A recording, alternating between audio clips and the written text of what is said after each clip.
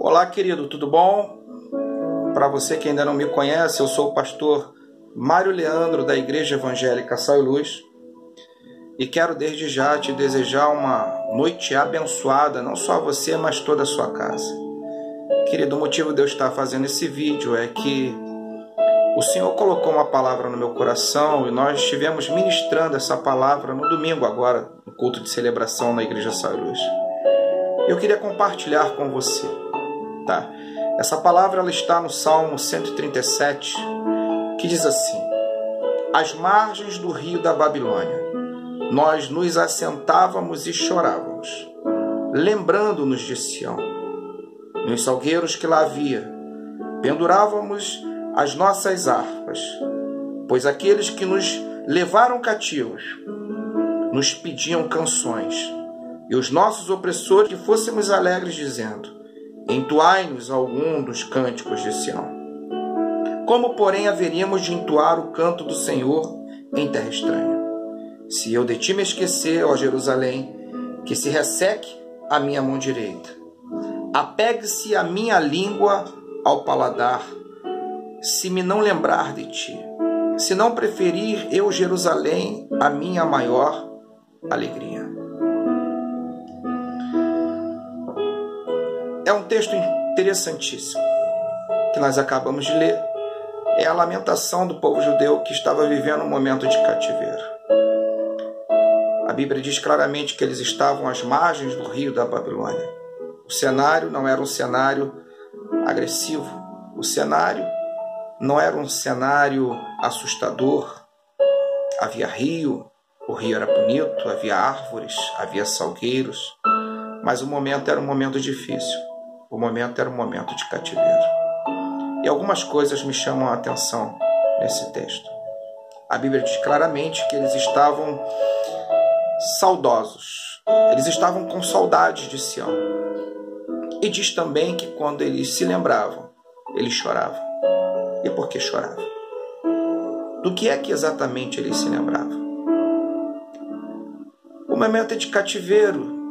E se a gente voltar um pouquinho no tempo, a gente vai entender que Israel foi um povo gerado por Deus. A intenção de Deus era fazer de Israel um povo sacerdotal, de fazer de Israel um povo que viesse o adorar na essência e que viesse contagiar toda a terra. Porém, Israel tinha algumas dificuldades. Israel muitas vezes tropeçava, Israel muitas vezes criava dúvida acerca do Deus verdadeiro, Israel muitas vezes tropeçava nos seus delitos, nos seus pecados, e todas as vezes que acontecia isso, Deus prontamente entregava esse povo obstinado à mão dos seus inimigos. Esse momento não era um momento diferente. Esse momento que o povo está vivendo é exatamente esse. É o momento em que Deus entregou Israel na mão dos babilônicos. E agora eles estão se lamentando. E agora eles estão se lembrando da época em que eles viviam em Sião, em Jerusalém. É o que eu quero falar com vocês, o que me chamou a atenção. Eles estão se lembrando de um tempo em que tudo estava a seu favor.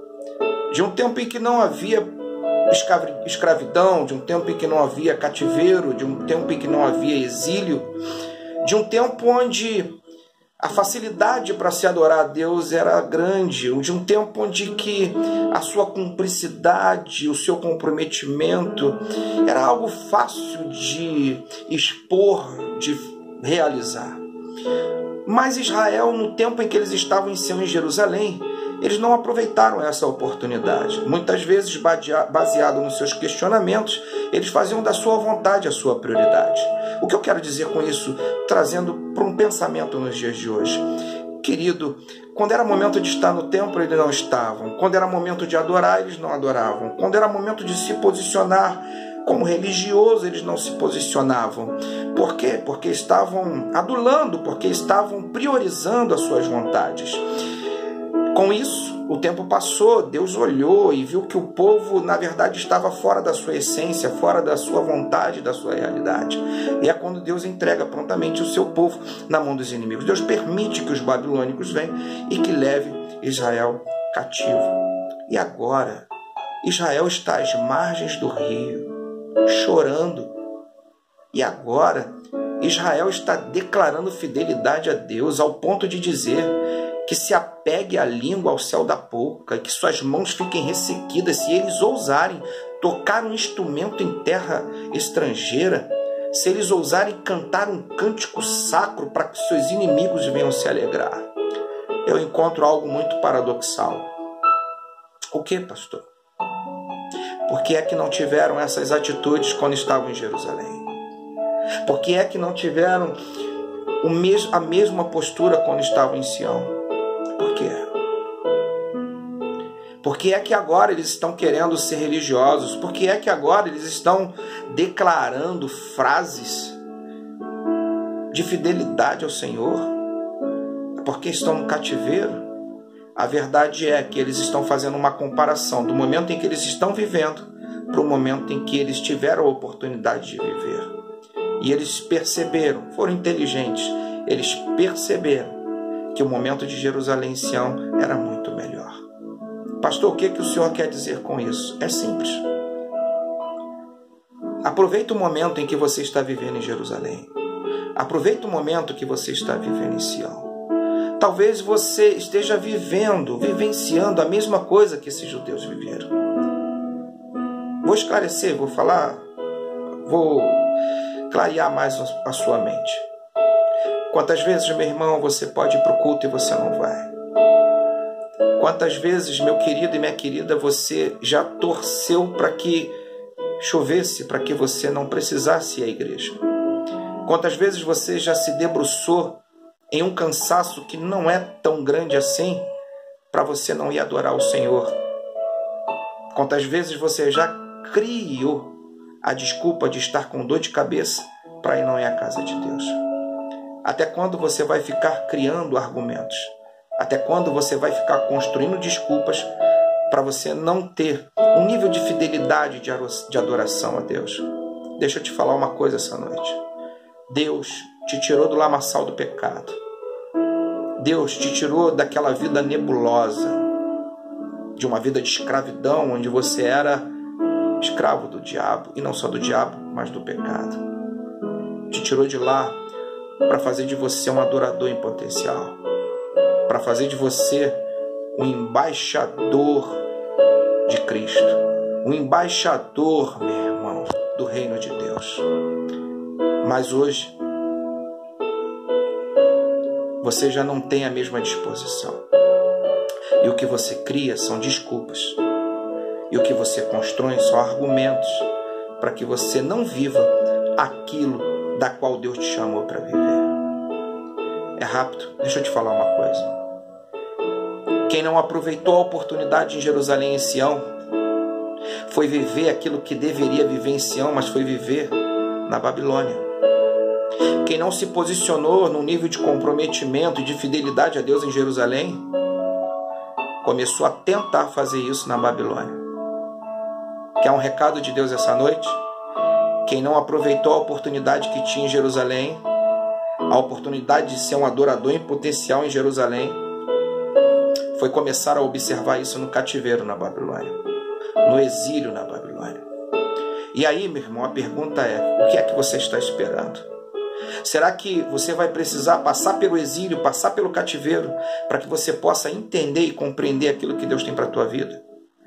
Para que você possa rechaçar esse mar de desculpas que você muitas vezes constrói para não ir mais de forma tão intensa à casa do Senhor? Será que você está se deixando levar por essa imundícia intelectual que estão lançando nas nossas redes, que estão lançando nos meios de comunicação, onde dizem que já não é tão especial ir à igreja, de que você pode ser cristão dentro de casa? É isso mesmo que você está pensando? Será que você já não está contaminado por toda essa podridão intelectual e toda essa podridão de informação, esse mar de informações levianas, contraditórias, que tem invadido a mente daqueles que desprezam a palavra de Deus? Entenda uma coisa: Deus não mudou, irmão. Deus é o mesmo ontem, hoje e sempre será. Mas a pergunta é: Quer esperar chegar o cativeiro? Será necessário Deus te levar para o cativeiro para você aprender e você entender quem você é de fato? No cativeiro não adianta colocar as harpas nos salgueiros. Não adianta. Não é no cativeiro, meu irmão, que você tem que plantar uma postura de sacro, de religioso. Aproveita agora. Aproveita agora. Deus te trouxe com mãos fortes e te chamou para você ser um adorador em potencial. Deixa Deus te abençoar, meu irmão. Não espere o cativeiro e nem o exílio. Faça o que você tem que fazer hoje em Jerusalém, Sião. E tu receberás uma recompensa de Deus extraordinária. Isso é apenas uma palavra de alerta. Que Deus te abençoe, que Deus te guarde, que Deus te livre e que as mãos poderosas de Deus estejam sobre a sua vida continuamente. Graça e paz. Que Deus te abençoe.